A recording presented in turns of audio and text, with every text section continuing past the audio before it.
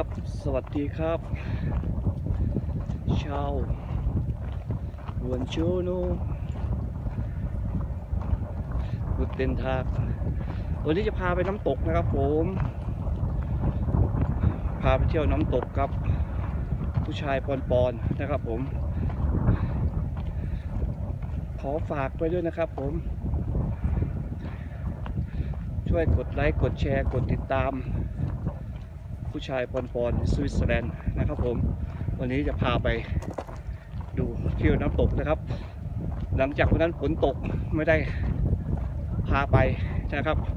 วันนี้เราก็จะพาไปอย่าลืมนะครับกด Subscribe กดกระดิ่งกดติดตามด้วยนะครับผมไม่มีการตัดต่อ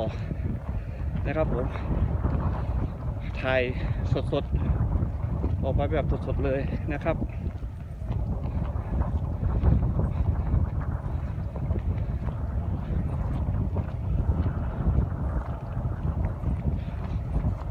ดูบรรยากาศไปรอบๆไปข้างหลังก็จะเป็นแบบนี้อีกประมาณ20นาทีนะครับเดินไป